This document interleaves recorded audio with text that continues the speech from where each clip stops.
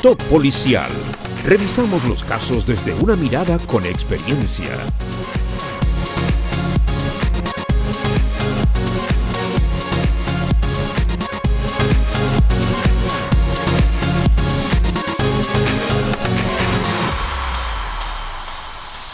Lo invitamos a disfrutar nuestro programa Top Policial.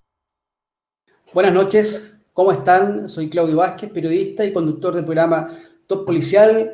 Iniciamos hoy un nuevo programa, un nuevo capítulo de esta conversación que tenemos junto a un panel de primera. Paso en este momento a presentar a mis compañeros. Carlos Collao, ¿cómo estás? Hola, ¿qué tal? Muy buenas noches a todas las personas que nos ven y estamos espectacular y expectantes de nuestra querida invitada. Margarita Rojo. Margarita, buenas noches, ¿cómo estás? Hola, querido Claudio, muy bien y en realidad, como decía Carlos y también lo va a decir Aldo cuando salude, un agrado poder presentar a nuestra invitada que tú la vas a presentar claramente. Aldo Duque, buenas noches, ¿cómo estás tú? Un agrado tenerte nuevamente acá. Un agrado, Claudio, y a todos nuestros televidentes. Bueno, y como diría Rafael de España, hoy día tendremos una noche especial. Así es, ya lo han dicho mis compañeros, ya lo habíamos prometido también. Seguramente ustedes han visto el avance que dimos durante el día sobre nuestra invitada que tendremos hoy día en nuestro programa Top Policial.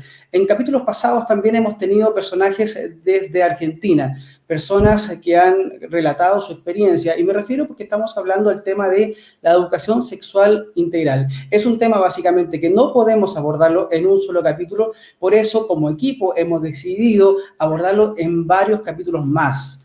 Entendemos que estamos hablando de un tema con altura de miras, es un tema que a todos nos atañe porque es un tema que es un proyecto de ley que en el futuro será una ley que se instaurará en nuestro país. Tuvimos a Ezequiel Baigorria, un psicólogo clínico que nos estuvo comentando desde su expertise lo que es esta ley.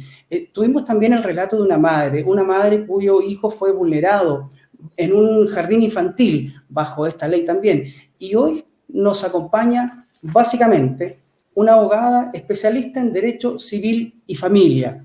Ella fue candidata a diputada nacional en el 2019. Ella dirige la Secretaría de Lucha contra la Ideología de Género del Partido Demócrata Cristiano de Buenos Aires y es denunciante en varias causas por corrupción de menores, discriminación e ideología de género. Me refiero a Elizabeth Márquez. Elizabeth, buenas noches, gracias por estar acá con nosotros. ¿Qué tal? Buenas noches. Muchísimas gracias a los cuatro. La verdad que es un gusto estar aquí con ustedes y en especial yo también estoy muy expectante porque hacía ya un tiempo largo que me debía un mensaje con el pueblo chileno que están tan preocupados por este tema de la ESI y creo que podemos colaborar los argentinos esta vez, lamentablemente, con la experiencia nefasta que hemos tenido en nuestro país.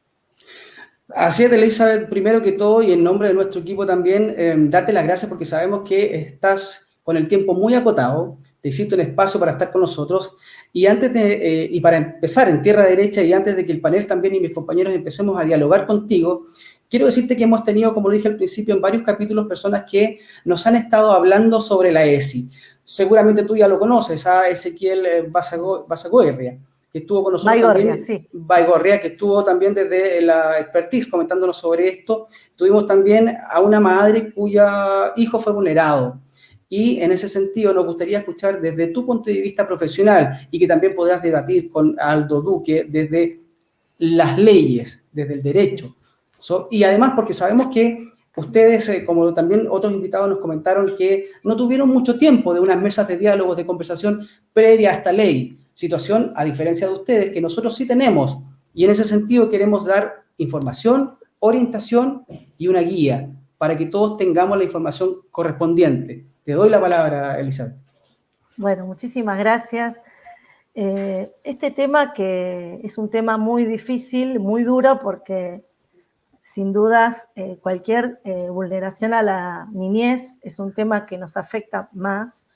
hay que encararlo desde varios puntos de vista. Un tema, sin dudas, es el punto de vista legal, y después también hablaremos desde el punto de vista de una agenda, ¿no? Donde vamos a ver cómo la ESI, la ley de ESI, se inserta perfectamente en esta agenda, ¿no? Para favorecer la pedofilia, que este era un poco el mensaje que yo ya había mandado hace algunos meses, que tuvo un alto impacto. Por eso es que me agrada mucho poder estar hoy aquí para poder explicar qué es lo que yo quise decir cuando dije que la pedofilia está directamente vinculada con la ley de ESI, en este caso la que ustedes próximamente, lamentablemente, quizá tengan obligatoriedad en su aplicación. En Argentina, por supuesto, tenemos un código penal que sanciona los delitos de abuso sexual, abuso contra menores de 13 años, en distintas figuras, con acceso carnal. Pero, sin embargo, ¿qué ocurre? En estos casos que se producen, como por ejemplo el de la señora invitada de Karina Roba, a quien tengo el gusto de conocer y el honor de poder decir que hemos hecho el aporte profesional al caso que hemos podido, está llevado por otra letrada que lo está llevando está un poco lejos de donde estoy yo, sino seguramente también yo estaría allí asistiéndolas, porque son temas que involucran desde lo moral, me siento involucrada en estos temas también, no solo desde lo profesional. Entonces, son casos de situaciones que se producen en el contexto de una clase de educación sexual integral. ¿Qué significa esto? En Argentina, para hacer una breve historia, en el 2006 se sancionó una ley, la Ley de Educación Sexual Integral, pero en el 2006. Sin embargo, hasta el 2018, en Argentina no había ningún rasgo de aplicación de esta ley, salvo excepcionales casos muy escasos. Y recién en el 2018 esta ley cobra una cierta actualización a través de una resolución ministerial que es del Ministerio de Educación, pero que nuclea a todos los ministros del país, de cada una de las provincias argentinas. Todos los ministros votan esta resolución, y a partir de esas resoluciones que empiezan a aparecer los famosos cuadernillos de ley de ESI. Nosotros le decimos la ESI acá. Ustedes dicen ley de ESI, acá es ESI. Aparecen estos cuadernillos que obligan a las escuelas a tomar todos estos lineamientos y llevarlos a las aulas. ¿Qué pasa? Obviamente que hay una dosis de responsabilidad muy grande al llevar todo este material a las aulas, en primer lugar por el material mismo. ¿Qué significa esto? Ya el material de por sí tiene contenidos que, según la legislación nuestra, es abuso de menores, directamente. O sea, el contenido mismo del material promueve que en Argentina tenemos la figura de la promoción de la corrupción de menores. Pero además, sobre ello, la peligrosidad que se sumó aquí es que encima pusieron a dar clases de ESI a personas que no estaban capacitadas. Entonces, sumado a la corrupción que ya venía promoviendo el material, hubo docentes que lo interpretaron como quisieron e hicieron aberraciones. Justamente este caso de la señora Karina Roba, que ella denunció por corrupción de menores, o sea, a la maestra la denunció por los hechos que ocurrieron en el aula, la causa todavía está pendiente. Pero quiero decir, como este caso, hubo un montón de casos. Hubo casos de niños que les hicieron bajar los pantalones, hubo casos a niñas para que se miren los genitales, hubo casos de niños que los maquillaron, a varones los maquillaron de nenas, los vistieron de nenas para que supieran que era sentir ser una mujer. Hubo casos ya en otros casos que he conocido, mucho más aberrantes, que tienen que ver con los adultos participando en determinadas escenas con los niños. O sea, ¿qué pasó? Por supuesto que hubo muchos docentes que se opusieron a esta ley, y sobre todo en el 2018, a partir de esta actualización.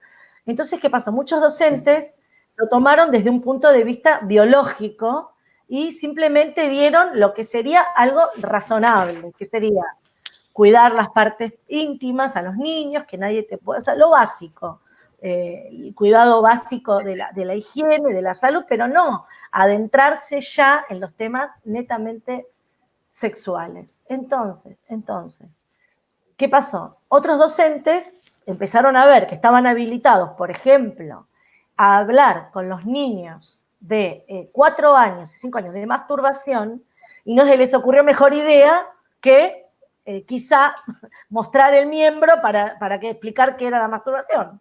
A ver, o sea, pasó de todo acá. Acá lamentablemente pasó de todo, y todo esto quedó habilitado a partir de que se incorporaron estos libritos a través del Ministerio de Educación de la Nación a todas las provincias. En relación al libro que tú estabas diciendo cuando se estaba implementando la ESI, ¿no hubo una preparación docente previo para el desarrollo de esta educación? Mira, empezaron a proliferar los cursos de ESI, pero muchos docentes sin la preparación fueron a dar ESI, muchos, al principio sobre todo. Hoy ya tenés un montón de cursos. Lo que pasa que a partir de que ya se instaló la ESI, es como que todo se tornó laxo. Y ya los mismos docentes, algunos empezaron a aceptar contenidos que nunca los hubieran aceptado en otras situaciones. Empezaron a sentir los docentes mucha presión institucional desde las escuelas, ¿no es cierto? Desde las esferas más altas de la escuela y de los ministerios. Hoy en día hay docentes a los que los obligan a utilizar lenguaje inclusivo, por ejemplo, en algunas de sus exposiciones. Quiero decir con esto, los docentes hay muchos que están muy presionados también. No es nada más que los docentes todos han consentido estas aberraciones. Muchos sí, las consintieron y las ejecutaron. Hay muchos que se opusieron, ¿no? También. Qué tremendo lo que tú nos cuentas, Elizabeth. Yo te quería hacer una consulta.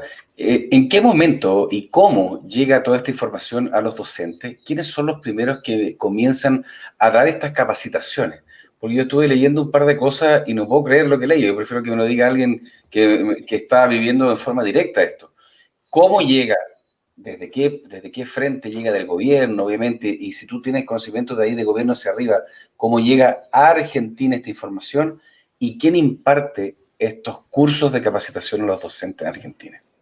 Bueno, sí, la verdad que es increíble, pero todo este material está todo avalado por todos los colectivos LGBT de Argentina. Y por lo tanto, las capacitaciones son brindadas por fundaciones y organizaciones y colectivos que son todos LGBT. Acá no vas a encontrar ninguna capacitación, no es que son médicos, no son psicólogos, algunos ni siquiera son docentes, son simplemente capacitadores. Y por lo cual, justamente, todos estos problemas a partir de ahí es que ocurrieron.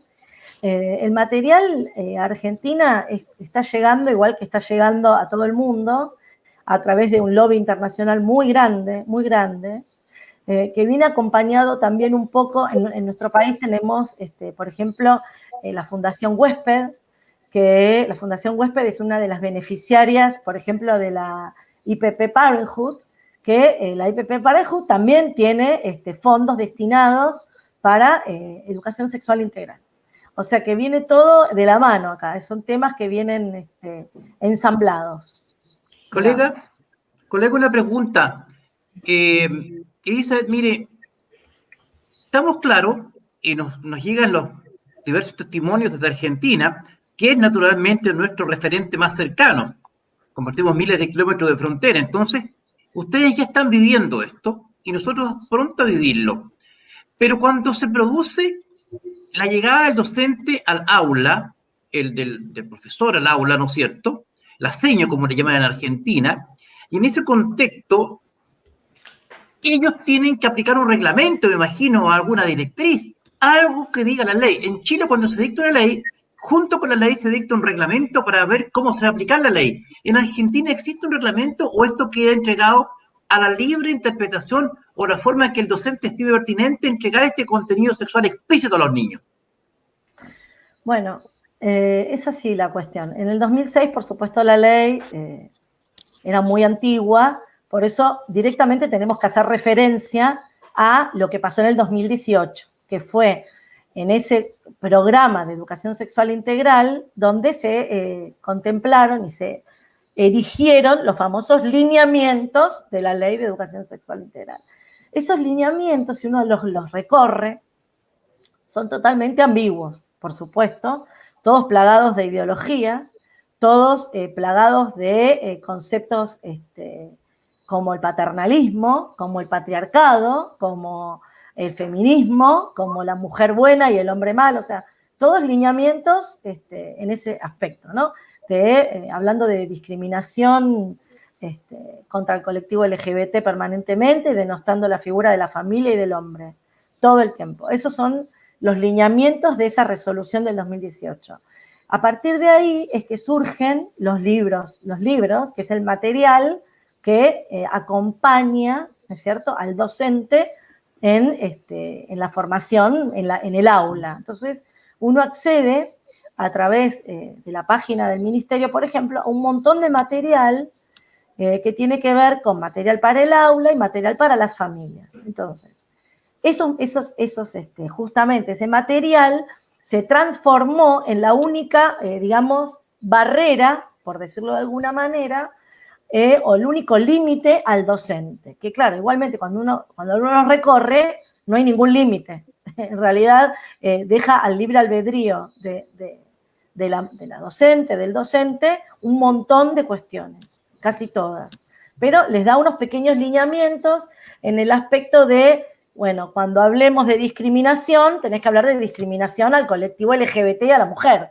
No tenés que hablar de discriminación al hombre. No sé si soy clara. O sea, los libritos son la ideología plasmada por escrito de lo que los docentes no pueden decir. No pueden hablar bien del hombre, no pueden hablar, o sea, de aborto no se habla mucho, pero habla de derechos sexuales permanentemente. Y bueno, cualquiera que vio una campaña a favor del aborto sabe que el derecho sexual más famoso en este momento para estos grupos es el aborto. O sea que en realidad permanentemente van para el lado del feminismo, del patriarcado y del aborto.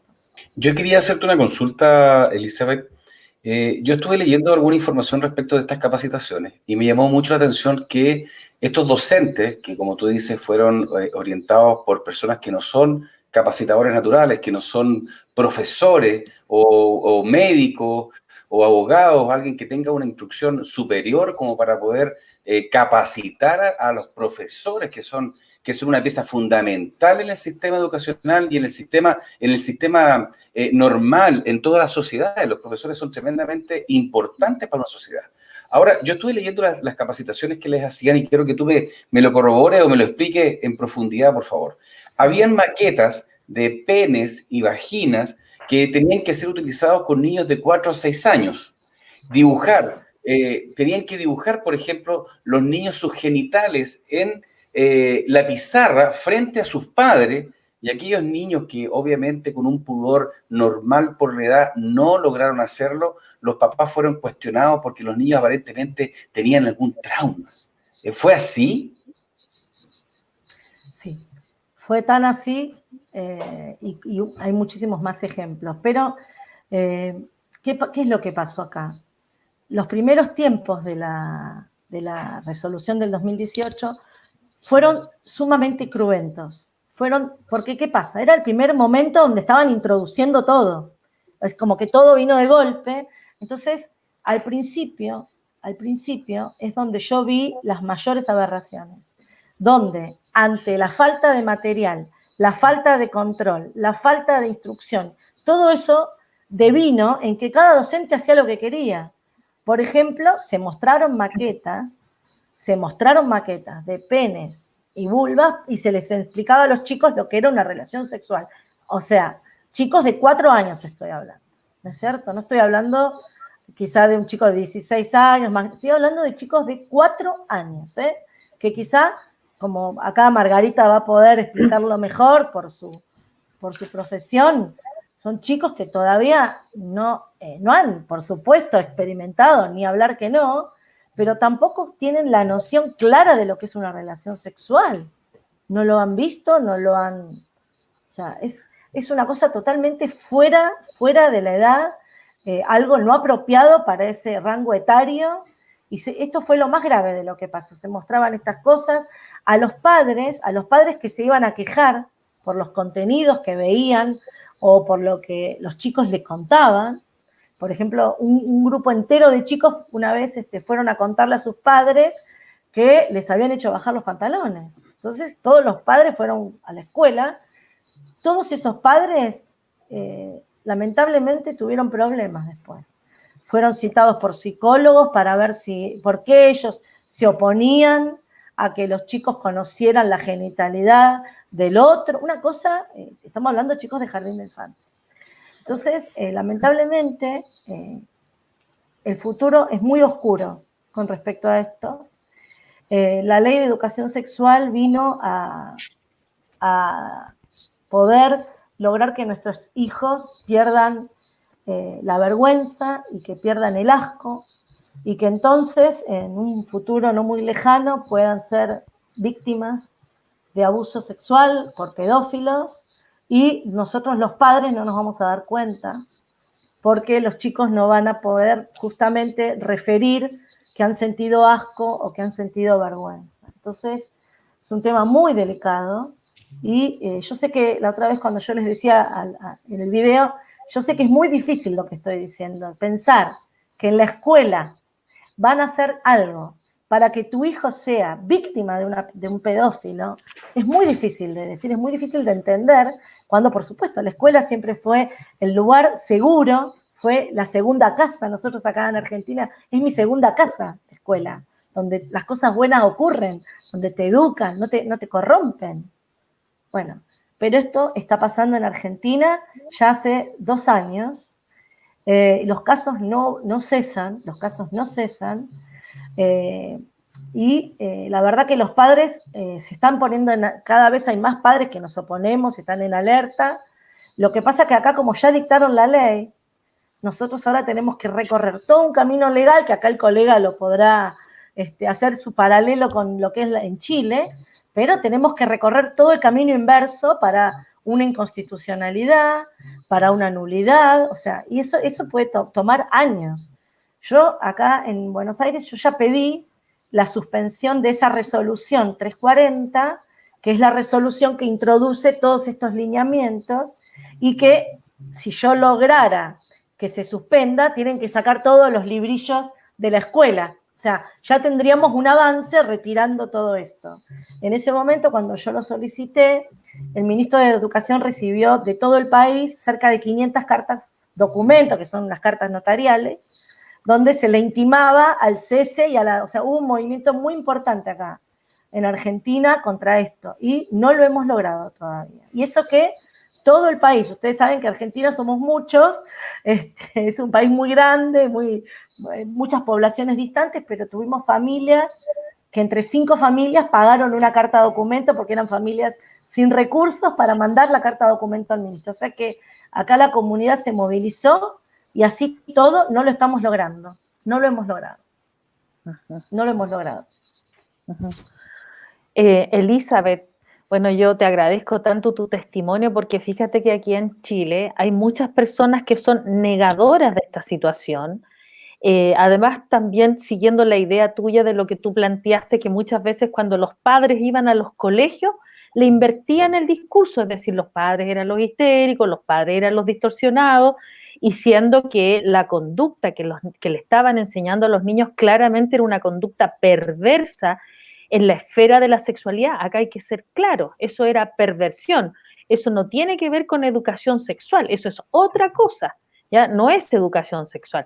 Ahora, esta distorsión, ¿no? que además, fíjate, Elizabeth, que también es como que hiciera algún sentido el pensar que los padres también podrían dudar, porque en realidad, como tú lo señalas, en el colegio uno no va a esperar que le enseñen ese tipo de cosas. Uno al colegio va a aprender, tiene aprendizaje que es aprendizaje positivo para crecer, no para hacerle daño a los niños, porque además yo me imagino todos los traumas que tuviste en los niños que fueron afectados por esas situaciones. Entonces yo quería preguntarte, que nos contaras y que fueras bastante enfática en eso, porque como aquí todavía son negadores las personas que están promulgando esta ley acá en Chile, lo niegan, una de las cosas que han negado de que a los niños se les enseña conductas masturbatorias, siendo que en Chile ya tenemos textos que voy a mostrar, aun cuando ya lo he mostrado, pero es importante que lo sepan. En este texto, claramente aquí en Chile, que se entregó a niños de jardines infantiles, que no está hecho para niños de jardines infantiles, viene el aprendizaje de conductas masturbatorias. Entonces, a mí me gustaría, Elizabeth, que tú nos pudieras precisar qué tipo de conductas aberrantes tú has detectado en las denuncias de los padres, por favor, porque la verdad es que muchos padres no se convencen, como esas personas andan diciendo que esto es mentira o que no es posible. Por favor, tú que estás en Argentina, tú que has recibido testimonios, tú que has acogido a esas personas, por favor, cuéntanos, particularmente los niños pequeños, cuéntanos, por favor, qué tipo de conductas se detectaron en las denuncias, qué era la gravedad, por favor, cuéntanos. Sí, bueno, es difícil de decir esto, pero cuando a mí me llega la primera consulta del tema y la madre me dice que a su hijo le estaban enseñando lo que era la masturbación, lo que era el goce del propio cuerpo, en esos términos, lo que era el deseo. Entonces yo la miré a la mamá porque dije, tiene que estar exagerando. O sea, yo pensé, está utilizando términos adultos en algo que seguramente no fue explicado de esta manera. Uno es como que, esto me pasó con el primer caso, pero claro, los abogados tenemos el ejercicio de, por supuesto, siempre tenemos que creer a nuestro cliente, más cuando llega a una consulta. Pero mi primera reacción fue, qué cosa rara me estás contando esta mamá. Esa sorpresa se fue agotando a poco de que empecé a escuchar los relatos, no solo de este caso de masturbación en nenes de 4 años, donde les hablan de el deseo sexual, a nenes de 4 años, donde les hablan de conociendo el propio cuerpo y el surgimiento del deseo, y no está mal que te toques con un palito o con una cosa. Yo lo escuchaba y a mí me erizó la piel realmente, porque uno no puede creer que un adulto pueda tener semejante forma de dirigirse a los niños, ya como algo instintivo, dejando de lado la ley y dejando de lado los delitos. Hay algo moralmente incorrecto, que cualquier adulto sabe que no puede hablar con un niño de 4 años de masturbación. Bueno, acá pasó cuando se solicitaron las reuniones a las escuelas, porque es lo primero que uno hace, solicitar las reuniones pertinentes con las autoridades escolares, y las autoridades escolares es como que se quedan mirando cuál será la razón por tanta negación del padre a reconocer que su hijo es una persona sexual y que los niños tienen derecho a descubrir todos estos temas a los 4 años. O sea, a los que van a hablar los reconocen como personas, por supuesto, del siglo pasado, que no entienden la modernidad, que lo que te dicen es que es peor que no lo sepa, es mejor que lo sepa, porque ese es por supuesto, un argumento, claro. Un argumento falso.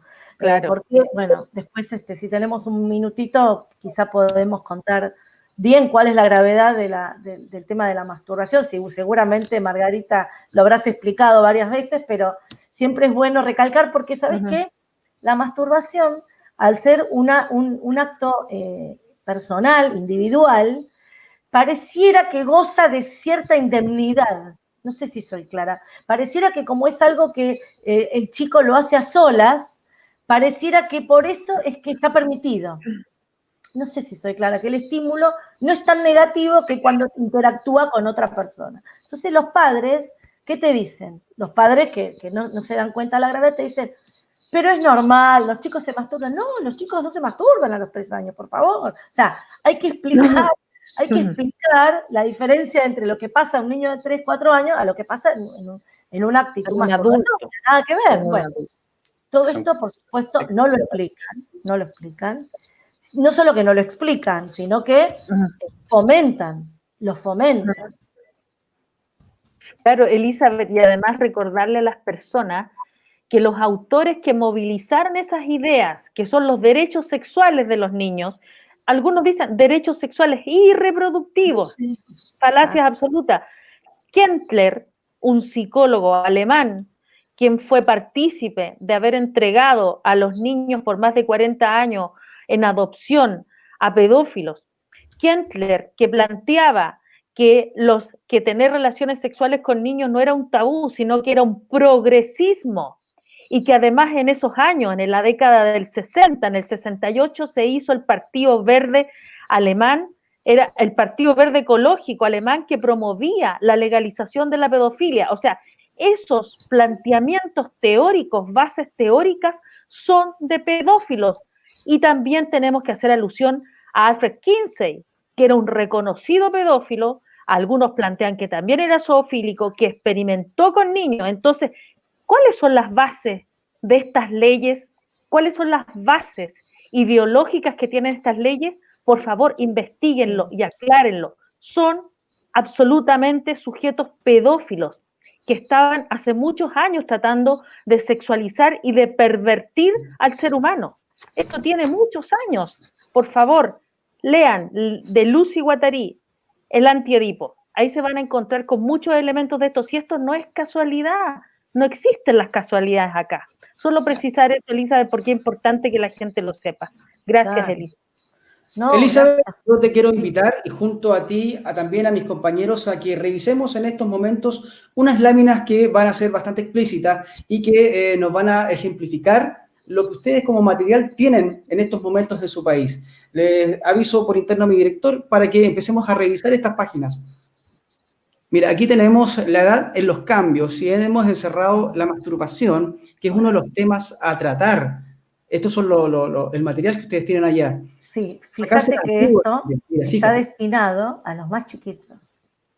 Exacto, aquí vemos como... Hasta 10 años, hasta 9 años. Estas imágenes de voyeurismo todo el tiempo, todo el tiempo.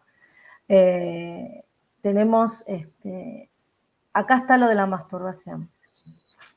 ¿Ves? Mira, y los consejos que se les dan también acá, no hacerlo todo el tiempo que se puede irritar la zona vaginal, la zona genital. ¿Ves? Con los palitos y con los juguetes. Sí, exactamente. ¿Este es el material a que tiene acceso los menores de edad? Este material es el peor. Este material es el que está destinado a que también las familias lo tengan. Fíjate acá, la interacción de la menor con la adulta. Esto quizá para una persona que lo mira sin darse cuenta, el mensaje es muy fuerte. Sin duda. Está haciendo acá está básicamente, por supuesto, todo el material es la deconstrucción de la persona y de la familia, todo. Aquí habla de distintos tipos de familias también. Totalmente. Sí, bueno, porque la deconstrucción de lo femenino y lo masculino lleva aparejado indefectiblemente a la deconstrucción de la familia también. Acá estamos viendo encerrado que es la masturbación en los niños, como juegos autoeróticos. Y mira lo que pasa en España, mira el mural explícito que hay acá. Mira el ejemplo. Este es terrible. Aquí sobran las palabras, ¿no? Directamente pornografía, directamente. Y estos son los superhéroes de los niños, o sea, los niños crecen con estas temáticas audiovisuales y están viendo esta escena, este gráfico, que es bastante explícito, que además yo creo que, y todos deben estar de acuerdo conmigo, no creo que ellos tengan la conciencia de saber de qué se trata estos dibujos. No, para nada. Mira, acá tuvimos, para que te des una idea, un caso en una marcha feminista, una mujer que la obligó a su hija chiquitita a marchar sin la remera. Ella estaba sin remera y a la nena lo mismo. y la nena pobrecita se escondía atrás de la madre porque le daba vergüenza, y eso cuando yo lo vi me quedé pensando que también la ESI propicia la pérdida de la vergüenza, porque lo dice aparte, lo dicen los libros, perdamos a perder la vergüenza. Entonces, como que hay mucha gente que ya lo tiene, las feministas lo tienen totalmente internalizado este tema, de que tienen que hacer que los chicos pierdan la vergüenza. Respecto a eso mismo, Elizabeth, que tú estás diciendo en esa misma línea de perder la vergüenza, sí. En otras palabras, hacer lo que se quiere desde chicos. Hay muchas personas que respecto a esto también sostienen que el término de la corrupción del menor. ¿Se puede hablar de corrupción del menor? Sí. Sí, porque fíjate que corrupción de menor significa, en alguno de sus conceptos, el adelantamiento de las etapas sexuales de los niños. Entonces, si vos a un niño chiquito le hablás de temas o le propiciás para que encuentre interés en temas que no están debidamente aconsejados para su rango etario, eso se llama corromper. Significa que le has, ni más ni menos, lo que significa corromper, que es le estropeaste, le rompiste su ingenuidad, le rompiste su ser en ese momento, le provocaste un daño psicológico y, por sobre todas las cosas, le hiciste adelantar etapas. Y justamente ese es el concepto asociado con corrupción, el adelantamiento de las etapas sexuales. ¿Sabes lo que a mí me llama mucho la atención lo que tú dices? Porque se supone que ESI es todo lo contrario. Te hacen un paquete o te hacen ver, te quieren vender una situación que es completamente distinta a lo que tú dices. Porque en la ESI se trata de mantener la indemnidad sexual del menor, o sea, que se mantenga cumpliendo con sus etapas como corresponde, en su formación propia, ¿no es cierto?, de la vida sexual. Pero es todo lo contrario. Entonces, aquí en Chile, y vi una observación de una de las chicas que nos está viendo hoy día, que es la señorita, déjenme decirlo, Carolina Cárate. Carolina Cárate dice y habla de nuestra defensora de la niñez, y dice que la señorita que se supone que es la defensora de la niñez en Chile, no cree en lo que está ocurriendo en el mundo entero con ese. Ese es el punto. Yo lo dije en un programa anterior y a mí me da la impresión que en Chile alguien tiene la bola mágica de pensar que en Chile no va a pasar lo que ha pasado en el mundo entero con los menores. Entonces, aquí habrá alguien inteligente que tendrá la llave mágica para que no ocurra lo que está ocurriendo en Argentina, en Canadá, en España y en todos lados donde se ha impuesto esta, y que es no más ni menos que una ideología de género. Y a mí eso es lo que me preocupa, porque te lo venden de una manera que es necesario. Porque de hecho, hace muy poco, en un espacio de Facebook de la diputada, la señorita Camila Rojas, que son dos personas que a mí me gustaría que algún día compartieran, y los invito, disculpen si me estoy saliendo del protocolo, mis queridos compañeros, pero a mí me gustaría que algún día tener aquí, con todo el respeto del mundo, sin necesidad de parecer una jauría en contra de ella, pero a mí me gustaría poder entrevistar a la señora Patricia Muñoz y a la diputada Camila Rojas para que nos expliquen ellos cuál es su base para seguir adelante con algo que aparentemente no ha funcionado en ninguna parte. A mí realmente me llamaría mucho la atención y me gustaría escucharla, porque ellos dicen que eso no es así, que eso produce, que son los familiares los malos de la historia. La idea de la aplicación de la ESI es para que los niños puedan decir si están siendo vulnerados sexualmente en su familia. Esa es la norma principal para ello. Pero hay una razón para todo esto, si me permiten un minutito, porque ¿qué pasa? Es lógico que los padres, vuelvo a repetir, no puedan creer que esta ley busque la corrupción de los hijos. También puedo creer, de la defensora no lo creo, perdón, ahí yo ya creo que la defensora está en el sistema, está ideologizada y ella va por los intereses de esa ideología. Pero puedo creer que algunos legisladores no lo vean o crean que no va a pasar o crean que en realidad fue la mala aplicación de una ley maravillosa. Pero no es así. Y esto sí quiero enfatizarlo también, porque ¿qué pasa? Hay que interpretar que la ESI forma parte de una agenda. La ESI no es algo que cae de un paracaídas en un momento y queremos hacer esto. No.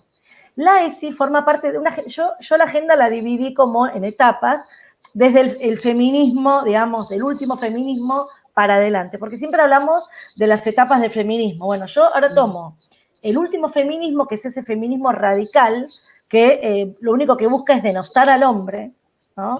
El feminismo donde nace la figura del feminicidio, que no existe, donde el hombre es el violador, eres tú, por el solo hecho de ser hombre. Bueno, ese feminismo radical, mal llamado feminismo, porque en realidad es un embrismo, pero vamos a dejarlo como feminismo radical. Ese grupo feminista radical, ¿qué ocurre?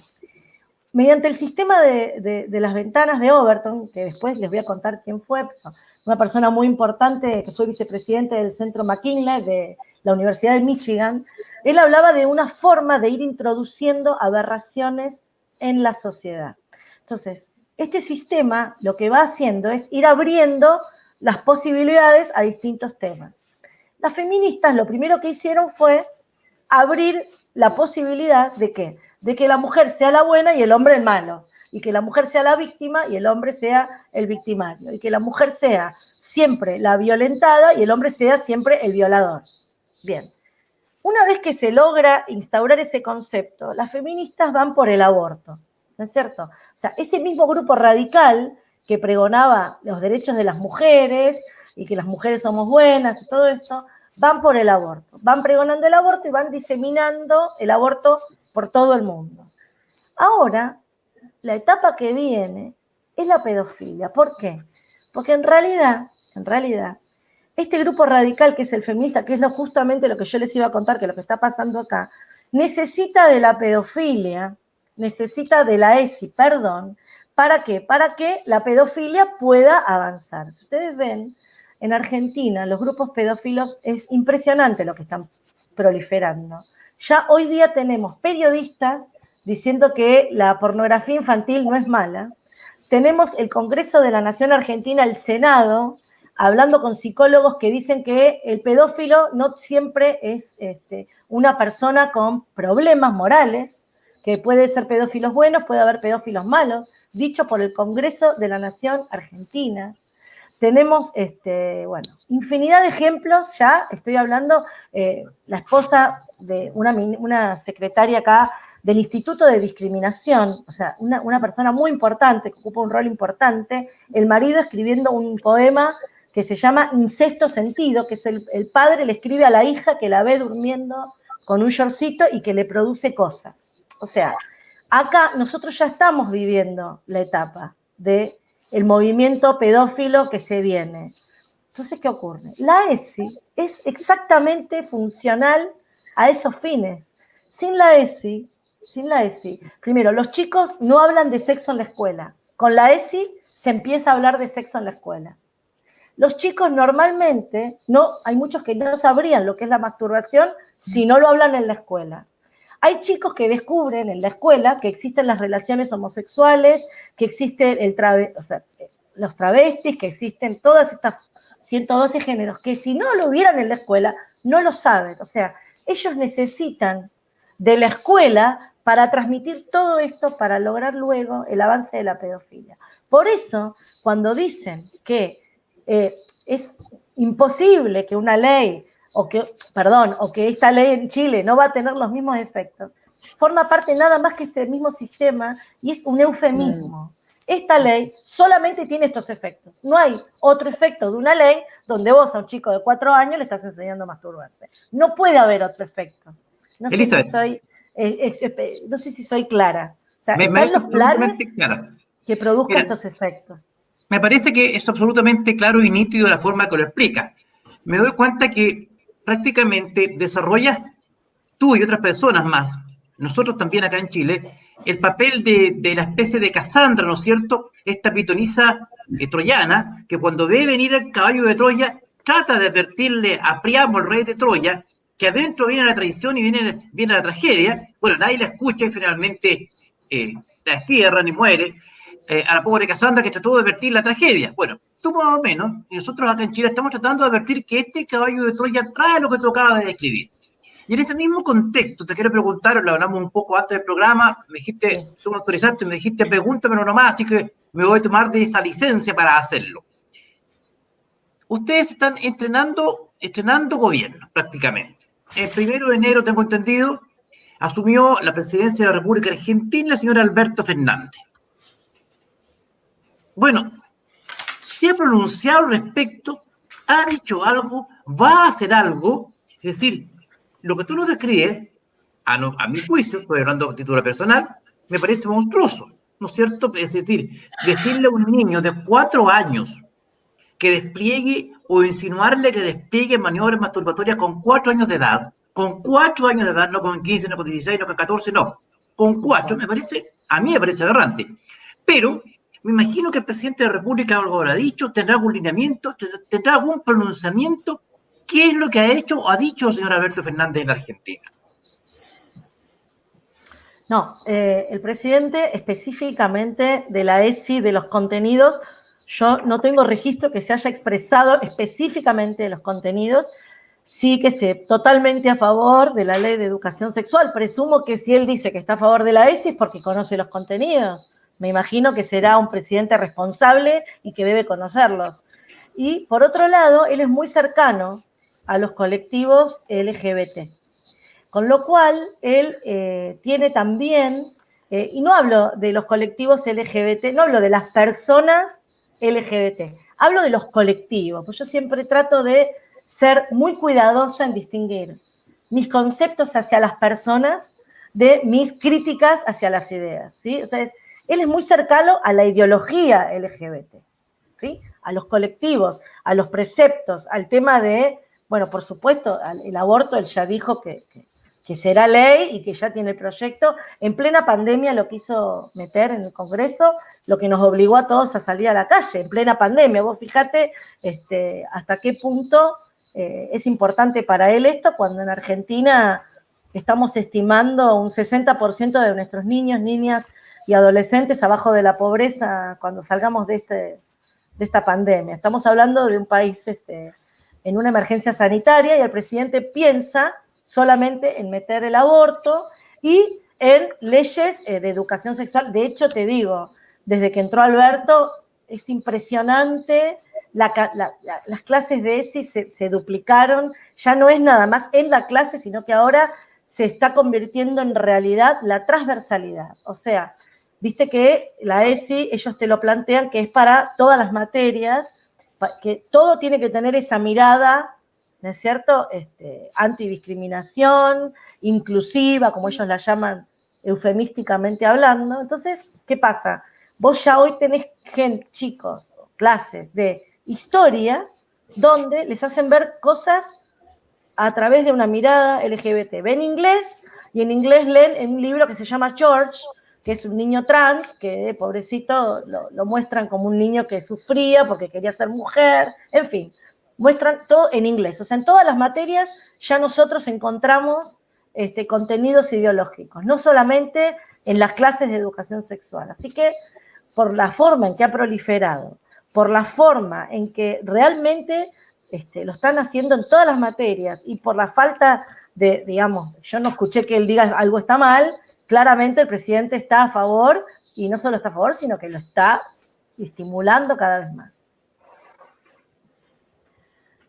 Claro, bueno, no sé si ahí Cristian me iba a preguntar algo, perdón, Claudio. Yo sí, Claudio. Margarita, antes de darte el pase, hay algo importante que hablamos fuera de cámara con Elizabeth y que es bastante ejemplificador. Elizabeth, me refiero a este ejemplo que a ti te dieron en Argentina respecto a la bomba atómica. Si tú lo pudieses explicar para todos aquellos también que en estos momentos nos están escuchando, y luego también Margarita tiene mucho que aportar por lo mismo. Sí, claro. Yo, como abogada, tengo, por supuesto, tengo conceptos, yo soy egresada de la Universidad Católica Argentina, con lo cual tuve una formación cristiana y para mí es mucho quizá más fácil entender algunas cuestiones desde lo moral. Y yo le explicaba, una psicóloga acá, la doctora Ana Manukian, digo, Ana, yo entiendo que la masturbación a los chicos de 4 años no se la puedes explicar, lo entiendo moralmente, pero no tengo el justificativo técnico de por qué no. Y Ana, la doctora Ana Manukian, me hizo un ejemplo que me pareció sumamente interesante y que siempre que puedo lo comparto, que es el siguiente ejemplo. Me dice, mira, Elizabeth, si vos querés hacer un paralelismo, yo te digo, explicarle a un niño de 4 años qué es la masturbación es como explicarle a un niño de 4 años qué es una bomba atómica. ¿Qué pasa? Vos le decís a un niño, esto es una bomba atómica, lo que significa que si vos tocas este botón, sale todo volando, se destruye la ciudad, se rompe la casa, los vecinos, todo se destruye. El niño de 4 años que tiene una vida pequeña, que tiene poca experiencia, que todavía hay un montón de cosas que le falta por conocer, esa noche cuando se acueste a dormir, su cabecita va a empezar a razonar de esta manera. Entonces, ¿qué le va a pasar a la abuelita cuando la bomba atómica explote? Y piensa, ¿me podré llevar el carrito con los caramelitos que me gané en el pelotero para cuando todo explote? O sea, el niño trata de buscar una explicación de su realidad a través de un hecho desconocido. Por supuesto que no la va a encontrar, porque nadie le va a resolver la duda de qué va a pasar con el carrito de la muñeca si hay una bomba atómica. Pero eso lo lleva a horas, días, meses de estar en una especie de espiral donde no puede salir de la temática porque no la comprende. Entonces, a eso le produce se pierde, queda psicológicamente, queda afectado, se le produce un daño que yo diría es muy, muy, muy severo y dependiendo la gravedad de lo que uno le está explicando puede ser irreversible, ¿no es cierto? Entonces, ¿qué ocurre? Si uno le explica al niño la masturbación, el niño, como no la experimentó, no sabe lo que es, nunca le pasó y nunca nadie se lo había dicho. Lo único que va a lograr explicar eso es que a la noche ese niño intente entender qué es la masturbación, intente experimentarla, intente explicarla y intente sentir, porque como en la escuela te explican que son sentimientos, o sea, la masturbación es algo de conocimiento y de sentimiento hacia uno mismo.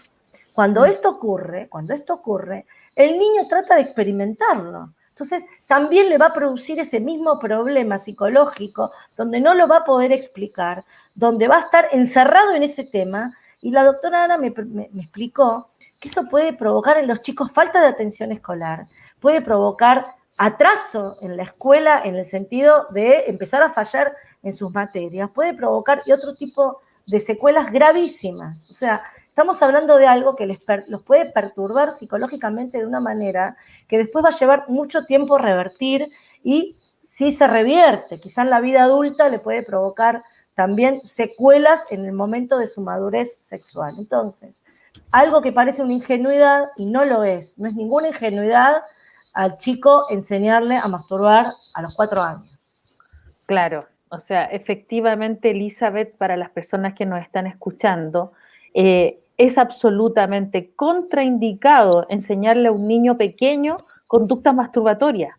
El niño pequeño no tiene la capacidad cognitiva, ni la capacidad emocional, ni la capacidad social para entender lo que significa ese tipo de conductas, porque él no está preparado, ya dije, psicobiológica y neurológicamente el niño no está preparado para ese tipo de conductas. Por lo tanto, quienes pensaron en introducir ese tipo de conducta en niños pequeños, revisen a Alfred Kinsey.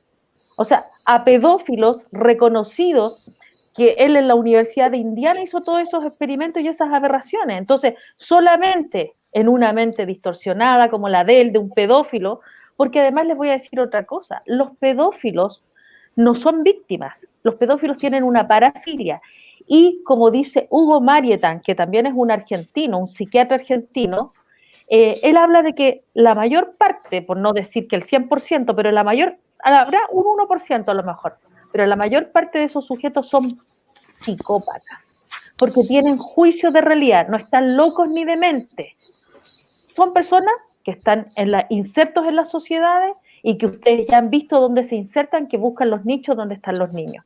Ahora, yo quería comentar otra cosa además, ¿no? Porque es importante que sepan las personas los daños traumáticos que se les generan a los niños, porque como estas ideologías le sacaron la biología a los seres humanos, los niños cuando viven esas experiencias que nos contaba Elizabeth, que son aberrantes y que están contraindicadas para los niños, muchos de los niños, y de hecho lo contó Karina Roba, la sintomatología traumática, o sea, tenemos pesadillas. Los niños pueden experimentar terrores nocturnos, pueden tener encopresis, eneuresis.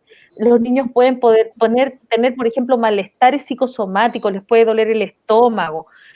Pueden, por ejemplo, los niños no querer ir más al colegio, tener problemas en su identidad, porque además ellos recién están configurándose. Ellos no están formados. Ellos no tienen la representación cosa ni la representación palabra, o sea, esas conductas no pueden ser insertas. Y aquí en Chile, además quieren engañar diciéndoles que le van a dar una educación con afectividad, pero esa educación va a estar enfocada en afectividad, porque en realidad muchos de los parlamentarios, lamentablemente, algunos con conciencia lo saben, otros no. Dice afectividad, autocuidado, autoconocimiento.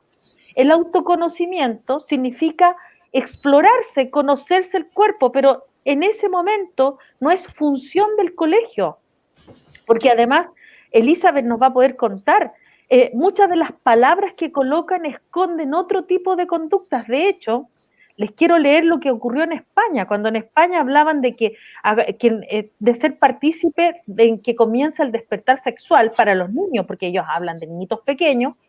El profesor debe ser guía y enseñar que el sexo es plural, o sea, plural, es de todos, es abierto, sin límites, ¿ya? Sin límites. Eso significa que podría ser no solo con humanos, o con cualquiera, o de diferentes edades, ¿me entienden? O sea, hay contenidos que están puestos en estas leyes, en esta ley, que se ha copiado y pegado y replicado en el mundo occidental, donde se está hablando de esto, ¿ya? Entonces, esto no es educación sexual. Como bien lo explicó Elizabeth, es un proceso de adoctrinamiento, y en la medida en que ustedes vayan entendiendo, se van a dar cuenta hacia dónde apunta esta ley, ¿no? Hacia dónde apunta, a qué proceso de adoctrinamiento quieren llevar a los niños.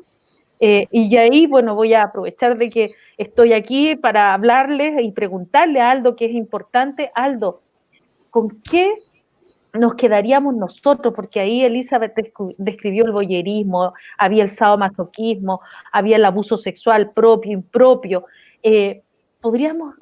Aldo, tú podrías abordar cómo Chile quedaría, cómo se podría defender a los niños si es que se aprobara una ley así. Tomando en cuenta, querida Margarita, el relato desgarrador, pero también muy ilustrativo de la colega Elizabeth, la pregunta que uno se hace en este momento, ¿cuándo se debe entender o cómo se debe entender ahora ese tipo penal? Es decir, esa forma de describir un delito cuando señala que es precisamente delito, es decir, un acto prohibido por la ley, sancionado por la ley, cuando el profesor despegue maniobras como, por ejemplo, lo que nos contaba Elizabeth, introducir a un niño en una maniobra masturbatoria a los 4 años de edad. La ley castiga al que expone a un menor a actos de significación sexual.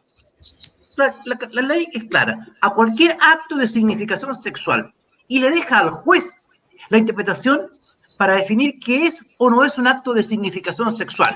Y ahí el Ministerio Público, el fiscal, tendrá que probarle al juez si es o no un acto de significación sexual. Pero cuando un docente, amparado por una ley, le dice a un niño, por ejemplo, como veíamos en las gráficas, que tiene que simular una felatio a una compañera, que tiene que simular sexo, una felatio anal con un compañerito, cuando tiene que masturbarse en público, cuando le hacen exhibir sus genitales en presencia de una masa persona, eso es o no es un acto de significación sexual. Por cierto que lo es.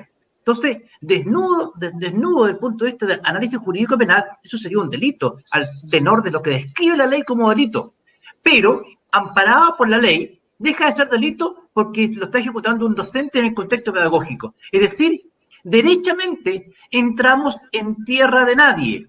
en tierra de nadie, porque en los hechos va a implicar prácticamente la derogación de un tipo penal que castiga la exposición al menor a actos de significación sexual, porque nada menos que en el colegio y con el aval del Estado, eso va a estar ocurriendo. O sea, es así de grave, ¿o no, Elizabeth? Absolutamente, absolutamente. De hecho, sabes que muchos padres con lo que hemos ido a las escuelas, a acompañarlos, en ocasión de reuniones con los directivos, ¿sabes lo que hacen?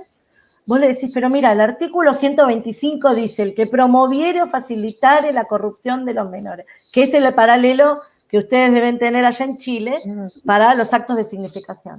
¿Y sabes lo que hace? Te saca la ley, te dice, no, momentito, acá está la ley de educación sexual, y dice que yo acá le tengo que enseñar masturbación. ¿Y qué hacemos con eso? Exacto. O sea, los docentes alegan la ley de educación sexual permanentemente frente a los reclamos de los padres. Permanentemente. Ya están instruidas para hacer esto, por supuesto. Cualquier cosa, vos tenés que decir que está la ley que te ampara. Lo que pasa es que también habría que hablar un poquito en este tema, que la doctora Margarita lo tocó, el tema de las parafilias, porque también en el recorrido de estos libritos se encuentra permanentemente este tema de las parafilias. O sea, están todo el tiempo estimulando las relaciones libres, por decirlo de una manera. Yo en esto me gustaría ser clara, un poquito, de decir que la parafilia es una alteración del funcionamiento sexual, ¿no? Son esas personas que, digamos, tienen deseo sexual hacia personas que yo digo incompletas, ¿no? Y lo digo yo tomo los términos de Santiago Cedrés, que fue presidente de la Sociedad Uruguaya de Sexología, y la verdad que yo quiero destacar de este tema que Cedrés hace algo que es muy importante. Primero, dice contundentemente, y yo también lo sostengo y lo amparo y lo avalo en este concepto, que la pedofilia no tiene retorno. No se cura la pedofilia, se podrán hacer algún tipo de tratamientos con psicotrópicos para evitar de manera momentánea quizá el deseo, pero no se cura la pedofilia. Entonces, ¿qué ocurre? Cuando uno piensa que toda esta legislación directamente apunta a la pedofilia, es entendible que está hecha o pensada por personas que tienen una amoralidad profunda. Ellos no piensan como nosotros. El pedófilo es una persona que tiene un vicio profundo en su sexualidad, en su psiquis, que hace que el deseo que siente hacia los niños no lo puede controlar. Es algo que el pedófilo tiene que estar preso o tiene que estar bajo 7 llaves. No hay una solución a la pedofilia. Entonces, ¿qué ocurre? Cuando uno ve que sutilmente la ESI te habla de estas parafilias o te sugiere el amor libre y cada uno está con quien quiera y vos podés estar con quien vos quieras, digamos, estamos al borde de la pedofilia. No sé si soy lo suficientemente clara, porque cuesta creer que en un libro de educación, ya la palabra educación, aunque no fuere sexual, puede haber estos conceptos tan graves. Y sin embargo están ahí. Lo que pasa es que no todos lo ven, pero hay que entender que tratan de encasillar dentro de todos estos conceptos de la ESI, dejar ahí la puertita abierta, como decía Overton, la ventana, para meter la pedofilia. Elizabeth, yo te quiero preguntar, básicamente, en estos momentos, en la actualidad, ¿tú manejas algún porcentaje de denuncias penales aún vigentes en tu país? Y por lo mismo, si me puedes contar, o si nos puedes contar, si tú sabes de algunas observaciones que se les quiera dar al proyecto acá en Chile. Bueno, yo estuve colaborando en un grupo con hermanos chilenos también profesionales, donde tuve acceso un poco a la ley. Lo que pasa que ustedes tuvieron muchas etapas. La verdad que el proyecto fue y vino varias veces. Hubo muchas observaciones. A mí me iban mandando a medida que se iban publicando, porque encima, viste, que hacen todo, pasan los tiempos, bueno. Y la verdad que el texto definitivo, no sé cómo quedó, voy a ver si lo puedo conseguir esta semana, que me lo manden. O sea, el texto definitivo, que es el que en definitiva va a llegar a aplicarse. pero había 3 o 4 conceptos, sobre todo el concepto de el deseo, que permanentemente aparece este tema, ¿no es cierto? Eso es justamente es una ventana que se abre a todo. El tema de que los chicos tienen una progresividad, porque si yo no recuerdo mal, ustedes tienen ese concepto también. Sí. Entonces, ¿qué pasa? La progresividad, acá en Argentina, logró, por ejemplo, que a los 13 años una niña pueda ir solita a un hospital y hacerse un aborto, sin la autorización, sin la firma, sin acompañada de ningún adulto. O sea, y si esto no es pedofilia, no sé qué lo puede ser, porque en realidad el pedófilo puede embarazar a una nena, la lleva a hacerse un aborto, los padres no se enteran y la vuelve a llevar a su hogar. No sé si, o sea, es grave, es grave. El concepto de progresividad es un concepto eufemístico también. No es la progresividad que todos entendemos, que es que el niño va madurando, que va creciendo en conocimiento, en etapas, en madurez. No. Acá la progresividad es que el niño de los 13 años puede hacer lo que quiera. Y esto es un concepto peligroso y ustedes también lo tienen en su proyecto. Así que este es un tema objetable. Sí, la verdad que vamos abriendo ventanas, vamos abriendo ventanitas y ventanitas, Sí. ¿cierto? Para que vayamos normalizando todas estas situaciones tan complicadas. Exactamente. Fíjate que yo entre más escucho, me hace mucho sentido lo que dice un amigo youtuber que es Johannes Kaiser, que da un ejemplo de que lo que podría ocurrir con esta situación de ESI. Y él dice básicamente que si a un niño de 4 años le damos un poco de alcohol y le vamos dando progresivamente un poco de alcohol, ¿no es cierto?, mientras él va creciendo, con la idea, porque ese es el punto, con la idea de que cuando él sea grande decida no beber, ¿de qué estamos hablando? Claramente que al poco tiempo vamos a tener un cabro alcohólico. Si para allá va la historia. Hay muchas buenas intenciones detrás de la ESI, pero a mí me da la impresión que el resultado que se da son estas aperturas de las ventanas donde se va a hacer un tema que no va a ser controlable y como tu ejemplo es muy grande y muy claro el tema de la bomba atómica. Pero yo quiero preguntarte ahora, para no ser un poco tan negativo, tú estás en un trabajo actualmente en Argentina muy importante. Porque tú eres abogado, tú eres un abogado especialista en derecho civil y de familia, y hoy día estás haciendo una labor muy importante en Argentina que sería interesante que nosotros en Chile supiéramos y que también podríamos imitar aquí en Chile, y tenemos a Donaldo que es una eminencia también en temas legales. ¿Qué estás haciendo hoy día tú en Argentina? Bueno, por todo el trabajo que yo venía realizando desde el 2018, que estuve en el Congreso justamente asistiendo en el debate del aborto, donde tengo el gusto de decir que colaboré para que muchas ONG pro vida pudieran expresarse en el recinto, que era muy importante la voz celeste en el Congreso, porque eran todas verdes, ¿viste? No había defensores de la vida. Si era por ellos, no iba ninguna. Entonces, a partir de ahí, donde yo empiezo a estudiar un poco más el tema, no ya del aborto, que lo tenía bastante claro, sino el tema de la agenda esta LGBT, la agenda progresista. Entonces ahí me di cuenta que nosotros teníamos que atacar de raíz la ideología de género, no solamente los temas particulares, como puede ser el aborto, como puede ser la ESI, como puede ser el lenguaje inclusivo y un montón de temas más que incluyen esta agenda. Entonces, un partido político, el Partido Demócrata Cristiano, me convoca para ocupar el cargo de una secretaría de lucha contra la ideología de género. Entonces, esta es una designación que he tenido apenas hace 2 semanas, pero ¿qué pasa? Yo acerco al partido toda mi agenda anti-ideología de género, que yo ya la vengo trabajando hace 2 años, y la idea del partido, y mía en especial, es introducir una cantidad de leyes, más que nada, por supuesto, esperamos que lleguen a tratamiento legislativo, no sé si va a llegar, pero también es para que la gente empiece a hablar de estos temas, y no de la forma ideológica en la que nos quieren imponer, sino hablar de estos temas como hay que hablar, que es con la ciencia en la mano. Entonces, esta agenda anti-ideología de género incluye la solicitud de la revocación, por supuesto, de la Ley de Educación Sexual, incluye denuncias penales contra la defensora de niños, niñas y adolescentes de nuestro país, que hace poquito tomó el cargo y ya está haciendo, la verdad, desastres con el tema ideológico. Se están destinando partidas millonarias acá, algo de 150 millones de dólares, a ideología de género.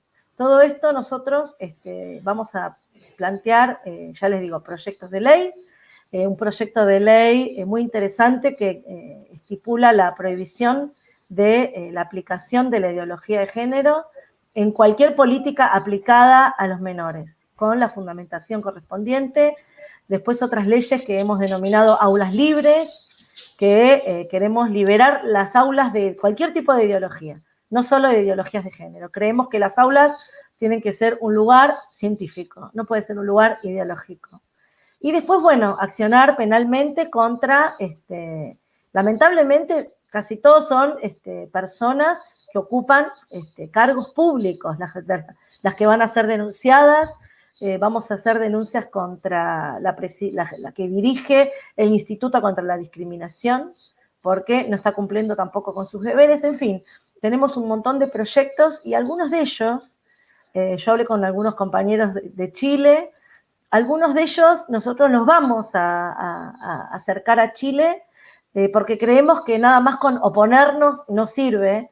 Nosotros tenemos que hacer nuestras propuestas científicas y tenemos que hacer que la gente se exprese. En este momento no se puede hacer mucho por la cuarentena, pero vamos a salir a buscar las 500.000 firmas que requiere la legislación argentina en la Ley de Iniciativa Popular y vamos a hacer que estas leyes se toquen en el Congreso de la Nación, no les quepa ninguna duda, porque si los buenos nos callamos, podemos producir más daño que los malos mismos. Elizabeth, en nombre de todo el equipo te queremos agradecer, te queremos dar las gracias por hacerte el tiempo, conversar con nosotros también, contarles a ustedes que todo lo que hemos conversado esta noche con Elizabeth Márquez, también ella nos entregó la evidencia empírica, tenemos todo aquel material que contamos y que hemos podido hablar hoy día. Elizabeth, buenas noches, te queremos dar las gracias por haber estado con nosotros. Ha sido un enorme placer, me va a encantar poder compartir, si hacemos estas leyes, compartirlas con ustedes, con los chilenos, porque si todo Sudamérica nos unimos, yo creo que no tienen ningún tipo de chance estas leyes, pero tenemos que estar muy unidos, todo Sudamérica. Carlos Collado, Aldo Duque, Margarita Rojo, despedirlos también, decirles a todos ustedes que nos ven por nuestras redes sociales, que estamos en YouTube, que estamos en Facebook, ahora también nos pueden seguir en Spotify y invitarlos para el próximo jueves a que estén con nosotros en un nuevo capítulo Top Policial. Gracias, buenas noches. Gracias, Elizabeth. Gracias. A ustedes. Suscríbase a nuestro canal Top Policial en YouTube y Facebook.